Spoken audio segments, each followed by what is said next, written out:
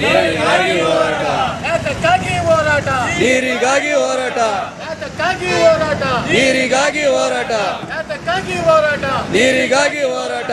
ಬೇಕೇ ಬೇಕು, ನ್ಯಾಯ ಬೇಕು, ಬೇಕೇ ಬೇಕು, ನ್ಯಾಯ ಬೇಕು, ಬೇಕೇ ಬೇಕು. ನ್ಯಾಯ ಬೇಕು. ಕಾವೇರಿ ನಮ್ಮದು, ಕಾವೇರಿ ನಮ್ಮದು, ಕಾವೇರಿ ನಮ್ಮದು. ಇಲ್ಲ ಇಲ್ಲ ನೀರೇ ಇಲ್ಲ, ಇಲ್ಲ ಇಲ್ಲ ನೀರೇ ಇಲ್ಲ, ಇಲ್ಲ ಇಲ್ಲ ನೀರೇ ಇಲ್ಲ. ಕೊಡ್ಬೇಕಂತೆ ಕೊಡ್ಬೇಕು, ಕೊಡ್ಬೇಕಂತೆ ಕೊಡ್ಬೇಕು.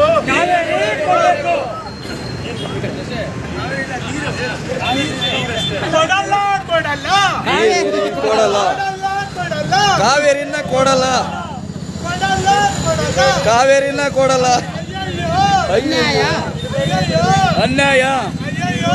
ಅನ್ಯಾಯ. ಧಿಕ್ಕಾರ ಧಿಕ್ಕಾರ ಸರ್ಕಾರಕ್ಕೆ ಧಿಕ್ಕಾರ. ಧಿಕ್ಕಾರ ಧಿಕ್ಕಾರ. ಬಿಡಬೇಡಿ ಬಿಡಬೇಡಿ ಬಿಡಬೇಡಿ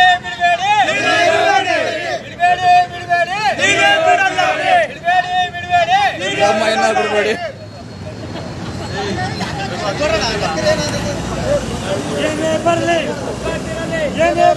ಒಗ್ಗಟ್ಟಿರಲಿ, ಒಗ್ಗಟ್ಟಿರಲಿ. ಆತ್ಮೀಯ ಬಂಧುಗಳೇ, ಇವತ್ತಿನ ದಿನ ನಾವು 11 ಗಂಟೆಗೆ ಕೋದಂಡರಾಮ ಸ್ವಾಮಿ ದೇವಸ್ಥಾನದ ಸನ್ನಿಧಿಯಿಂದ ಮೀನಾಕ್ಷಿ ಮಾಲ್ ಬಳಿ ಹೋಗಿ ಮೀನಾಕ್ಷಿ ನಂತರ ಬಾಟಾ ಶೋರೂಮ್ ಬಳಿ ನಾವು ಪ್ರತಿಭಟನೆಯನ್ನು ಹಮ್ಮಿಕೊಂಡಿರುವ ವಿಚಾರ ಕಾವೇರಿ ಹಂಚಿಕೆಯಲ್ಲಿ ವಿವಾದವನ್ನು ಸೃಷ್ಟಿ ಮಾಡಿದಂಥ ಸರ್ಕಾರಗಳಿಗೆ ನಾವು ವಿಚಾರವನ್ನು ಮೊದಲಿಗೆ ನಾನು ಹೇಳೋದಕ್ಕೆ ಬಯಸ್ತಾ ಇದ್ದೀನಿ. ಕೇಂದ್ರ ಸರ್ಕಾರದವರು ಹಾಗೂ ರಾಜ್ಯ ಸರ್ಕಾರದವರು ಯಾವ ರೀತಿ ತೀರ್ಮಾನಗಳನ್ನು ತಗೊಂಡು ಕೈಗೊಳ್ತಿದ್ವಿ ಅಂತ ಗೊತ್ತಾಗ್ತಾ ಇಲ್ಲ.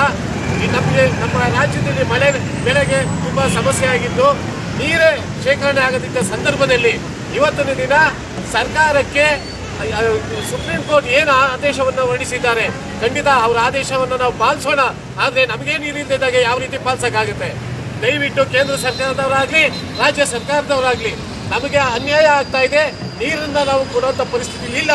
ಆದ್ದರಿಂದ ದಯವಿಟ್ಟು ಎರಡೂ ಸರ್ಕಾರದವರು ಮಾತುಕತೆಯನ್ನು ಆಡಿ ನಮಗೆ ನೀರನ್ನ ಉಳಿಸ್ಕೊಡ್ಬೇಕು.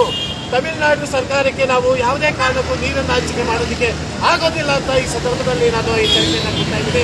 ಇದೇ ರೀತಿ ಮುಂಜಾಗ್ರತೆ ಆಗಿ ಹೋದರೆ ನಾಳೆ ದಿನ ಉಗ್ರವಾದಂಥ ರಾಜ್ಯಾದ್ಯಂತ ಹೋರಾಟವನ್ನು ನಾವು ಕೊಡಬೇಕಾಗುತ್ತೆ. ಯಾವುದೇ ಥರದ ನೀವು ಸರ್ಕಾರದವರಾಗಲಿ ಯಾರೇ ಆಗಲಿ ನಂದು ಅವ್ನಿಗೆ ಹೇಳ್ದಂಗೆ ಮೀಟಿಂಗ್ ಹೇಳಿಕೆ ನಾವು ಭಯ ಪಡುವಂತ ಅನಿವಾರ್ಯತೆ ಇಲ್ಲ. ಇದು ಸಾಂಕೇತಿಕವಾದಂತ ಹೋರಾಟವನ್ನು ನಾವು ಮಾಡ್ತಾ ಇದ್ದೀವಿ.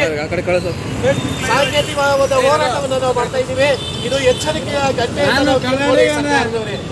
ದಯವಿಟ್ಟು ಘನ ಸರ್ಕಾರದವರಿಗೆ ನಾವು ಮರ್ಯಾದೆಯನ್ನು ಕೊಡ್ತಾ ಇದ್ದೀವಿ. ಮಧ್ಯಸ್ಥಿಕೆಯನ್ನು ವಹಿಸಿ ಕಾವೇರಿ ಪ್ರಾಧಿಕಾರದವರು ನೀವು ಎಲ್ಲ ಹೋಗಿ ಪರಿಶೀಲಿಸಿ ನಂತರ ನೀರನ್ನು ಬಿಡುಗಡೆ ಮಾಡೋದಕ್ಕೆ ಅವಕಾಶ ಮಾಡಿಕೊಡ್ಬೇಕು. ಕಾವೇರಿ ನೀರನ್ನು ತಮಿಳುನಾಡಿಗೆ 5 TMC ಬಿಡಬೇಕು ಅಂತ ಆದೇಶ ಏನು ಹೊರಡಿಸಿದ್ದಾರೆ ಆ ಆದೇಶ ರದ್ದುಗೊಳಿಸಬೇಕು ಅಂತ ನಾವು ಈ ಸಂದರ್ಭದಲ್ಲಿ ಘನ ಸರ್ಕಾರಕ್ಕೆ ಹಾಗೂ ಸುಪ್ರೀಂ ಕೋರ್ಟ್ ಅವರ ಮನವರಿಕೆಯನ್ನು ನಾವು ಮಾಡಿಕೊಡ್ತಾ ಇದ್ದೀವಿ. ಉಗ್ರವಾದಂಥ ಹೋರಾಟವನ್ನು ಮುಂದಿನ ದಿನಗಳಲ್ಲಿ ನಾವು ಹಮ್ಮಿಕೊಳ್ಬೇಕಾಗತ್ತೆ. ಯಾರು ಮಾತಾಡೋದಿದ್ರೆ ಮಾತಾಡಿ.